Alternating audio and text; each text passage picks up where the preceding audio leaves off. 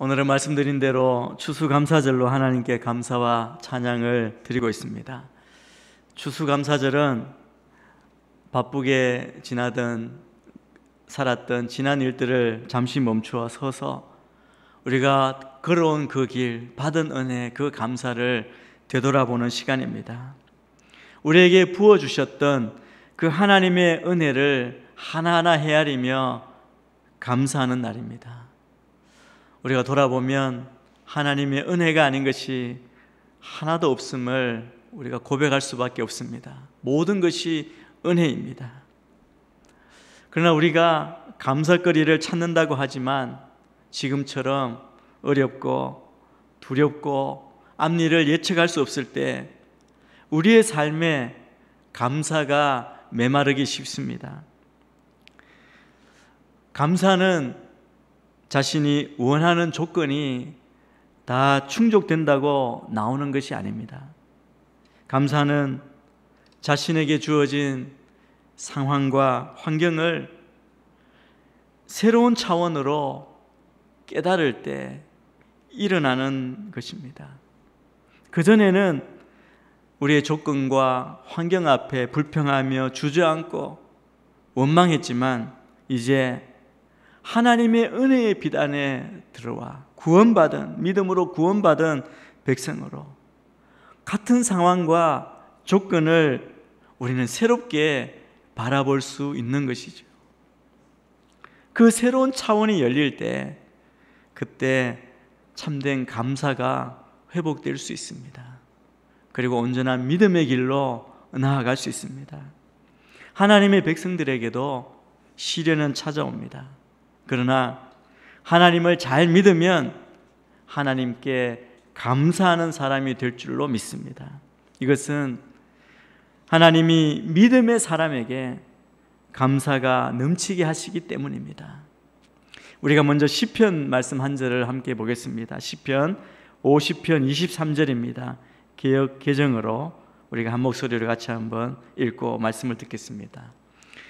감사로 제사 드리는 자가 나를 영화롭게 하나니 그 행위를 옳게 하는 자에게 내가 하나님의 구원을 보이리라. 감사로 나아오는 자에게 하나님께서 구원을 베푸시고 보이시겠다고 말씀합니다. 예전에는 감사할 이유인 줄 몰랐는데 믿음으로 나아가면 감사의 시야가 열리게 됩니다.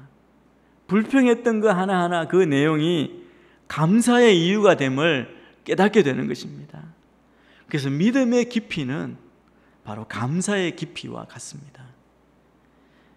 믿음이 탁월한 사람, 온전한 사람은 감사의 시야가 탁월합니다. 사실 감사는 우리 인생에 당연한 것이지만 그 당연한 것을 할 때 우리의 삶에 엄청난 결과를 낳게 됩니다. 감사는 우리의 삶에 큰 흔적을 남깁니다. 감사하는 삶과 감사하지 않는 삶의 결과는 천양지차입니다. 왜 그럴까요? 감사에는 그 감추어진 큰 능력이 있기 때문입니다. 오늘 우리가 읽은 본문을 보면 기막힌 고통 가운데 살았던 사람들이 나옵니다. 그 말할 수 없는 고통 가운데 살다가 예수님을 만나서 정말 말 그대로 기막힌 기적을 경험한 10명의 나병 환자들을 만나게 됩니다. 우리 11절부터 13절 말씀을 먼저 함께 보겠습니다. 예수께서 예루살렘으로 가시는 길에 사마리아와 갈릴리 사이로 지나가게 됐습니다. 예수께서 한 마을에 들어가시다가 10명의 나병 환자를 만나셨습니다. 그들이 멀찍이 서서 큰 소리로 외쳤습니다. 예수 선생님, 저희를 불쌍히 여겨 주십시오. 오늘날의 이 나병을 한센병이라고 부르죠. 구약의 율법에 따르면 나병 환자는 부정하니 그 마을 가정을 떠나 혼자 살아서 집 밖에 나가서 살아야 했습니다. 부정한 사람으로 여겨졌기 때문에 건강한 사람에게 일반인에게 가까이 갈 때 소리를 질러서 내가 여기 있습니다, 나는 부정한 사람입니다, 그 존재를 알려야 했습니다. 사회적으로 소외되고 어떻게 보면 사회적인 사형선고를 받고 외롭게 그들만 이렇게 모여 살 수밖에 없는 그런 비참한 삶을 살아야 했던 사람입니다. 오늘 보면 그래서 그들은 예수님이 오신다는 소식 듣고 예수님을 만났지만 가까이 다가오지 못하고 멀찍이 서서 목소리를 높입니다. 예수 선생님, 저희를 불쌍히 여겨 주십시오. 이들의 모습을 보면 이들은 이미 예수님의 이름을 들었고 알았습니다. 그리고 예수님을 믿었습니다. 예수님은 그들의 부르짖는 소리를 들으시고 곧이어 그들을 보셨습니다. 예수님은 그들을 보시고 다른 병자들을 고치신 것처럼 내가 원하노니 깨끗함을 받으라라고 말씀하실 수 있었습니다.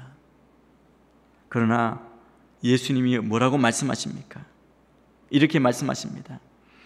제사장들에게 가서 너희 몸을 보이라. 율법에 따르면 이 나병, 피부병 걸린 환자가 나음을 입고 정결하게 되었을 때 제사장에게 데리고 가서 그 진영 안으로 가지 않고 진영 밖에서 확인을 받게 했습니다. 그리고 확인이 되면 그 정결 제사 여러 가지 복잡한 절차를 치러야 했습니다. 그런데 요약해서 한마디로 여기에 반드시 필수적인 조건이 있는데 그것은 뭐냐 하면 몸이 다 나아야 한다는 겁니다. 나아야만 제사장을 찾아가서 확인을 받는 절차를 시작할 수 있는 것이죠. 그런데 이 10명에게 예수님은 그냥 가서 제사장에게 몸을 보이라고 하신 겁니다. 여러분이 나병 환자라면 그런 입장에는 어떻게 생각하시겠습니까? 아니, 이 상태로 제사장에게 보이라니요. 여기서 깨끗하게 낫게 해주시고 그리고 나서 제사장에게 확인을 받아야 하는 것 아닙니까? 여러분, 충분히 이런 생각을 할 수 있는 상황입니다. 그런데 예수님은 그들의 믿음을 보기 원하신 겁니다. 10명의 나병 환자 모두가 예수님께서 자기들 병을 고칠 것이라 믿었습니다. 그래서 구했고 불쌍히 여겨달라고 예수님을 찾은 것이죠. 그들이 예수님의 말씀을 듣고 그 믿음이 있었기 때문에 그들은 그 예수님의 말씀을 믿고 말씀대로 제사장을 향해 출발했고 그들 모두 깨끗함을 받았습니다. 14절에 보니까 그러자 그들은 가는 도중에 몸이 깨끗해졌습니다라고 말씀합니다. 여러분, 그들 안에는 예수님에 대한 믿음이 다 있었습니다. 그리고 그 믿음에 합당한 순종을까지 보였습니다. 말로만이 아니라 그 말씀 앞에 말씀대로 순종하며 나아간 것입니다. 그래서 모두가 다 깨끗함을 받았습니다. 그렇다면 그들 모두가 영혼을 구원하는 온전한 믿음을 가진 것일까요? 누가가 이 누가복음에서 특별히 이 병고침의 사건을 기록한 목적이 여기에 있습니다. 이후 본문이 영혼을 구원하는 온전한 믿음이 무엇인지 우리에게 말해주고 있습니다. 오늘 말씀을 보면 10명의 환자가 다 나음을 받았습니다. 그런데 그 중에 한 사람이 자기의 그 문드러지던 그 병이 깨끗하게 나은 것을 보았습니다. 그리고 그가 가장 먼저 한 행동이 무엇입니까? 15, 16절 말씀을 함께 보겠습니다. 그들 중 한 사람은 자기 병이 나은 것을 보고 큰 소리로 하나님께 영광을 돌리며 돌아왔습니다. 그는 예수의 발 앞에 엎드려 감사했습니다. 그는 사마리아 사람이었습니다. 이 사람은 자신에게 깨끗함을 주신 예수 그리스도께로 다시 돌아왔습니다. 그리고 계속해서 큰 소리로 하나님께 영광을 돌렸습니다. 그가 어떤 모습, 어떤 표정, 어떤 행동을 취했는지, 그가 얼마나 놀라고 감사했는지 우리는 충분히 상상할 수 있습니다. 그런데 다른 9명은 이 사람이 이렇게 반응할 때 아직 자신이 깨끗하게 된 것을 몰랐을까요? 이 한 명의 나병 환자가 자기의 깨끗해진 피부를 보면서 아무도 모르게 자기 혼자만 조용히 빠져나와서 예수님께 돌아온 것일까요? 그렇지 않습니다. 나머지 9명은 기뻐하지 않았을까요? 여러분, 왜 기뻐하지 않았겠습니까? 다른 9명의 나병 환자 모두가 아마 기쁨으로 서로 얼싸안고 춤추며 아마 난리가 났을 것입니다. 모두가 다 하나님께 영광을 돌렸을 것입니다. 그러나 그중 한 사람만 그 하나님이 누구인지 알고 그 하나님께 돌아갑니다. 이 사람은 단지 육신의 병을 고치는 능력이 아니라 생명과 삶의 근원과 의미가 예수님께 있음을 깨닫게 됩니다. 예수님은 단지 나의 당장 급한 문제 해결을 위해 잠시 만날 필요가 있는 분이 아니라 나의 삶을 다해서 함께 따라야 할 주님으로 여기는 근본적이고 긍정적인 변화가 이 사마리아인 나병 환자 이 한 사람에게 일어난 것입니다. 그가 어떻게 합니까? 예수님의 발 앞에 엎드려서 감사를 드립니다. 예수님이 이 나병 환자에게 물으십니다. 17절에 이렇게 묻습니다. 예수께서 물으셨습니다. 10명이 깨끗해지지 않았느냐? 그런데 9명은 어디에 있느냐? 주님은 먼저 9명이 치유를 받았으나 감사하지 하러 돌아오지 않은 이들을 꾸짖으시는 동시에 돌아온 사마리아인을 칭찬하시면서 믿음의 이 두 부류를 비교하고 계십니다. 여러분, 이 9명의 사람들 모두가 다 분명히 믿음을 가지고 있었습니다. 먼저 그들은 우리가 본 대로 예수님의 능력에 대한 기대를 가졌고 그것을 강구하는 믿음을 가졌습니다. 그리고 또 제사장에게 가서 몸을 보이라고 명하실 때 순종하는 믿음도 가졌습니다. 여러분, 이거 결코 쉬운 일이 아니죠. 우리에게도 이 믿음이 필요하지 않습니까? 이 9명의 나 환자들이 가졌던 믿음이 결코 작은 믿음이 아니지만 결정적으로 한 가지를 경험하는 데는 충분하지 않은 믿음이었습니다. 그것은 바로 구원입니다. 구원이라는 놀라운 은총을 경험한 믿음은 오직 한 명, 돌아와서 하나님께 영광을 돌리고 예수님께 감사를 드린 사마리아인이 보여준 믿음이었습니다. 그의 믿음을 한마디로 이렇게 말할 수 있죠. 그 믿음은 감사하는 믿음이라고 그렇게 부를 수 있습니다. 그럼 이 둘의 믿음에는 무슨 차이가 있길래 엄청난 결과의 차이를 가져오는 것입니까? 그것은 우리가 무엇을 사랑하는가? 사랑하는 대상의 차이입니다. 9명은 하나님의 그 놀라운 능력, 그 기적을 보고 감동을 했습니다. 근데 그 가운데 딱 한 사람은 기적을 일으키신 하나님의 능력, 하나님께 감동을 한 것입니다. 놀란 것입니다. 이 차이입니다. 9명에게는 기적이 놀라운 겁니다. 내 병난 것이 중요한 것이었습니다. 기적에 흥분했습니다. 한 사람만 이 기적을 베풀어 주신 분께 감동했습니다. 여러분, 이것이 감사입니다. 여러분, 우리는 하나님이 좋아야지 하나님이 주신 축복을 누리는 것만 좋아해서는 참된 그리스도인이라고 말할 수 없습니다.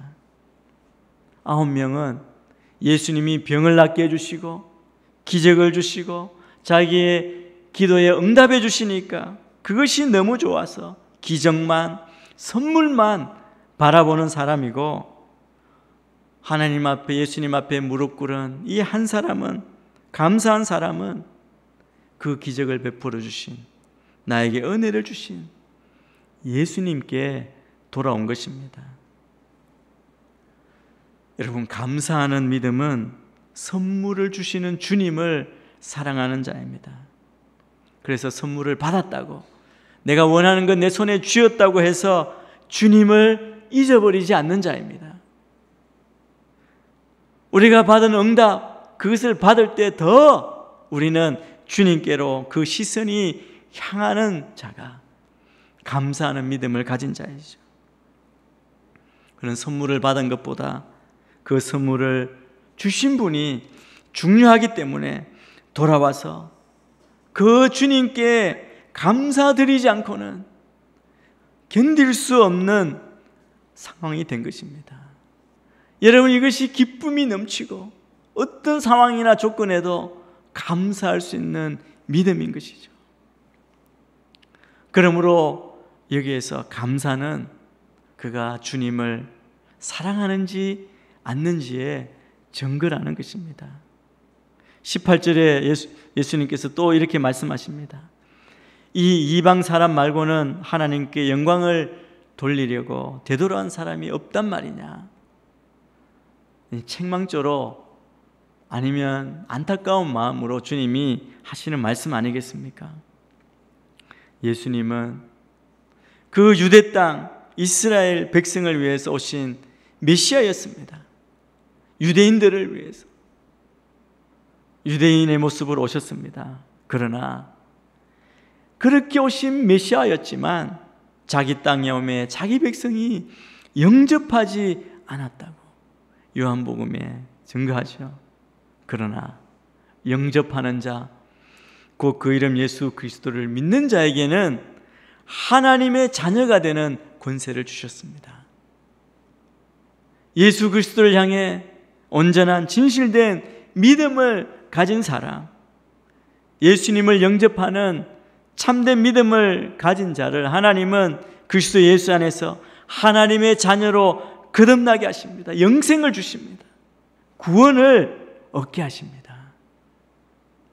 여러분, 이 믿음이 완전한 믿음입니다. 우리가 가져야 할 참된 믿음입니다. 그 예수님이 마지막으로 나병 환자에게 이렇게 말씀하신 내용이죠. 19절 말씀을 함께 보겠습니다. 그리고 예수께서 그에게 말씀하셨습니다. 일어나 가거라.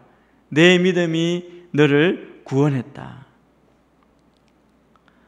여러분, 이 말씀에서 우리는 그가 다른 9사람과는 달리 단순히 그냥 신체적인 병고침을 얻은 것이 아니라 삶의 온전한 변화를 받은 것임을 보게 됩니다. 예수님을 통해 세상적인 삶의 환경만 달라진 것이 아닙니다.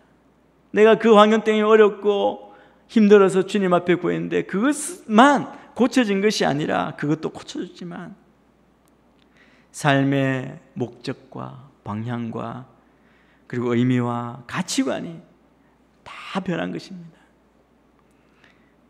예수님께서는 돌아와 그 발 아래 엎드린 그에게서 이러한 분명한 믿음을, 변화를 보신 것입니다. 그러니까 예수님께서는 그에게 이렇게 말씀하신 것이죠. 내 믿음이 너를 구원했다 말씀하신 것입니다. 네 몸이 다 나았느니라 그렇게 말씀하신 것이 아닙니다. 그저 몸만 낫는 것을 넘어서서 영육간의 온전한 구원을 얻었다는 것이죠. 그러한 뜻으로 이 본문을 여러 성경 번역 그리고 주석가들은 이 구절을 내 믿음이 너를 온전케 하였다라고 그렇게 옮기고 있습니다. 여기서 우리는 믿음에 관한 중요한 가르침을 발견할 수 있습니다. 9명의 이 유대인들도 그들이 처한 비참한 상황 때문에 주님의 긍휼에 의한 그 능력에 의한 해결을 믿음으로 간구했습니다. 그러나 그들은 결국 주님으로부터 그 믿음을 인정받지 못했습니다. 여러분, 물론 믿음에는 모든 것을 하나님께 맡기고 하나님께서 해결해 주시기를 간구하는 것이 있어야 합니다. 주님이 해결해 주실 수 있습니다. 이 모든 상황, 문제를 주님 앞에 올려드리고 간구해야 합니다. 그러나 문제가 있을 때 내가 하나님을 찾는 것만으로, 기도하는 것만으로 믿음을 가졌다고 그냥 자만하고 자처해서 내가 믿음이 있다라고 해서는 안 된다는 것입니다. 그것으로 다가 아니라는 것이죠. 그 응답에만 우리가 매달리면 응답받고 나서는 주님을 찾을 줄도 모르고 기도하기도 잊어버린다면 이 9명의 유대인과 다를 바 없는 것입니다. 이비철이 되어서 우리 자녀가 좋은 학교에 입학하도록 우리가 정말 기도합니다. 근데 많은 경우 내가 40일, 100일 기도했다, 그것 자랑으로 끝나고 말지 않습니까? 그렇지 않습니다. 그 기도하고 하나님이 응답하신 것에 감사하는 데까지, 잊어버리지 않고 하나님이 베푸신 것에 감사하며 나아가는 것, 그것이 참된 믿음이라는 것이죠. 또 예수님만 찾으면 모든 문제가 해결되고 하나님은 놀라운 능력을 행하시는 분이라고 믿는 것만으로 믿음이 온전한 것이 아니라는 겁니다. 이 9명의 유대인들도 그 정도의 믿음이 있었습니다. 정말 온전히 순종도 했죠. 믿음으로 순종한 것입니다. 그러나 그들은 주님으로부터 믿음을 인정받지 못했습니다. 여러분, 믿음에는 물론 하나님의 초자연적인 무한한 능력과 지혜, 그것에 대한 믿음, 확신이 있어야 합니다. 그러나 그것이 믿음의 전부는 아니라는 겁니다. 일반적으로 불가능한 것이 이루어지는 기적이나 신비스러운 그 일을 경험했다고, 처음 했다고 그것이 참 믿음으로 연결되는 것이 아니라는 겁니다. 믿음은 물론 하나님의 능력, 그 신비를 인정해야 하는 것이지만 우리의 삶 가운데 이렇고 저런 크고 작은 기적이나 신비한 능력을, 응답을 받고 체험했고 또 많은 사람들 가운데 여러 가지 다양한 은사가 임했다고 해서 참되고 온전한 믿음이 보장되는 것은 아닙니다.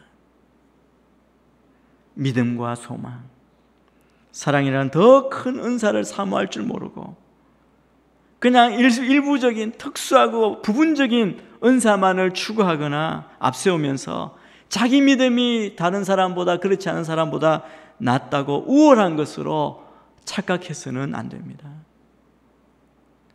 여러분, 오늘 말씀을 통해 우리가 확인할 수 있는 참 믿음이란 과연 어떤 것이겠습니까? 참 믿음은 그저 신체적인 자유나 일시적인 세상의 고통, 그 문제의 해결이 아니라 우리의 전삶, 전인적인 치유와 하나님이 우리에게 허락하시고 받기를 원하시는 영원한 구원을 갈망하는 것입니다.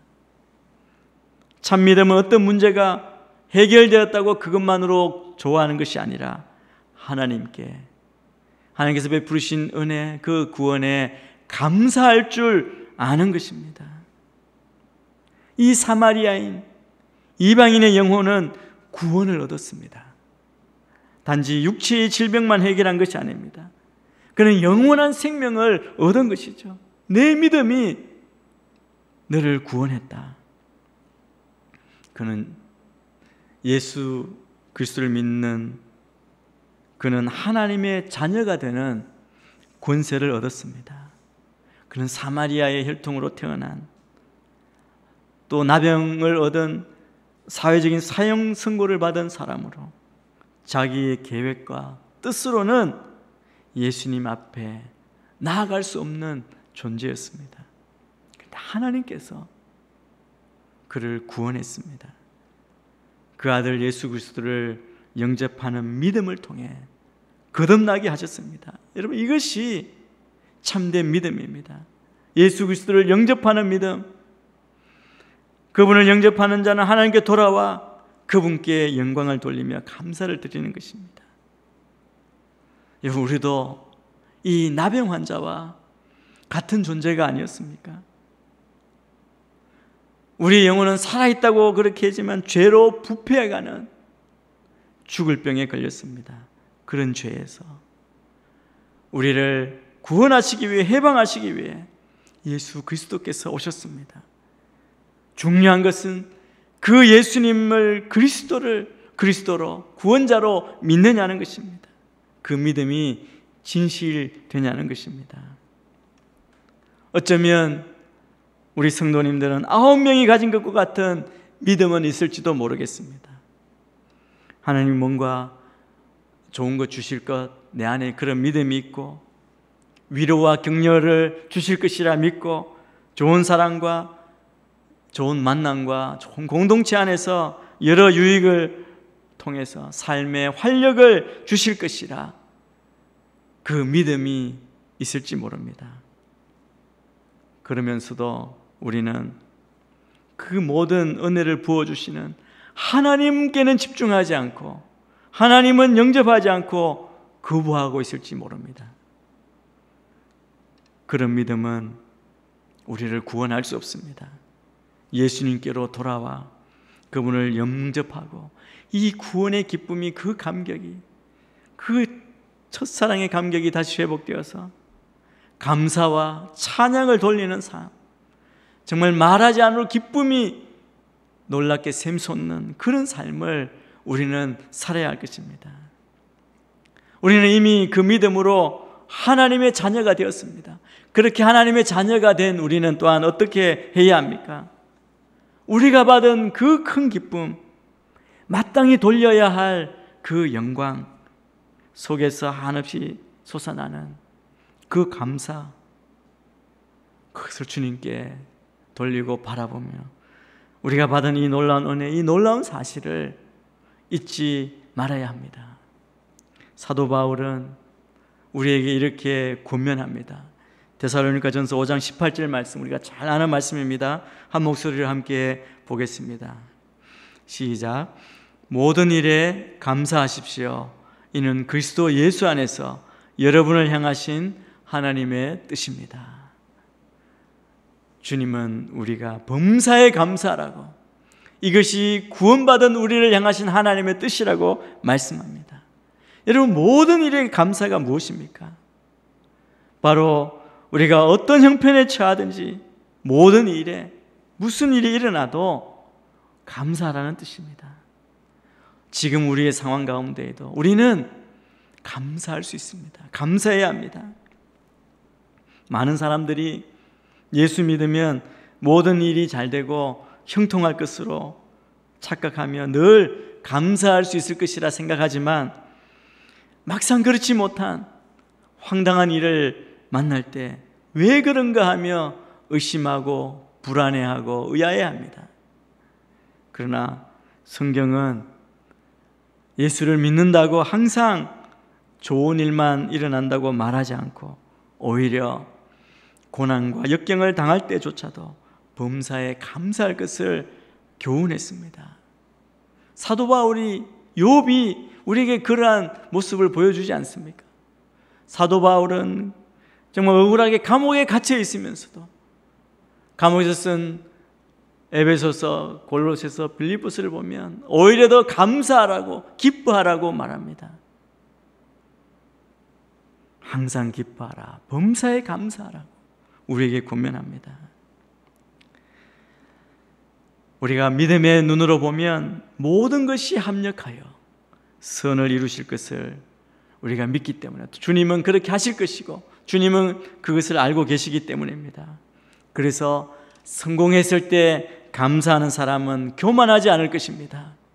실패했을 때, 고난 가운데 있을 때 감사하는 사람은 좌절하지 않을 수 있습니다. 죄로 인해 고통과 슬픔이 끊이지 않는 이 세상 가운데 우리가 살지만 우리가 날마다 감사할 수 있는 이유가 있습니다. 우리의 진실된 믿음이 바라보는 대상, 우리가 영접하여 영원한 친밀한 관계를 맺고 계신 분 바로 예수 그리스도 안에서 우리에게 그 모든 고통과 슬픔을 충분히 잊고도 남을 만큼 풍성하고 무궁한 축복과 긍휼을 하나님께서 우리에게 이미 주셨고 또 내려주시고 있기 때문입니다. 여러분, 이 놀라운 예수님을 나의 구주로 영접하여 성령과 피로써 우리가 거듭났다면 우리는 이 세상에서 하늘의 영광을 누릴 수 있습니다. 그리고 우리가 살아가는 동안 계속해서 감사하며 기쁨으로 주님을 찬송할 것입니다. 그 어떤 것도 이 기쁨을 빼앗아가지 않도록 우리의 믿음을 더 굳건히 지키는 우리 모두가 되기를 축복합니다. 예수님께서 오늘 말씀하시는 이 말씀의 요점은 분명합니다. 감사를 중요하게 여기신 것입니다. 감사가 있어야 믿음이 완성된다는 사실을 강조하시기 위해서 이 말씀을 우리에게 주신 것입니다. 이번 추수 감사절에 이 어려운 가운데 있지만 그러나 이 감사절을 통해서 우리가 받은 구원의 은혜를 잊지 않고 늘 기억하고 감사함으로 우리 모두가 온전한 믿음으로 세워지는 우리 모두가 되시기를 주의 이름으로 축복합니다.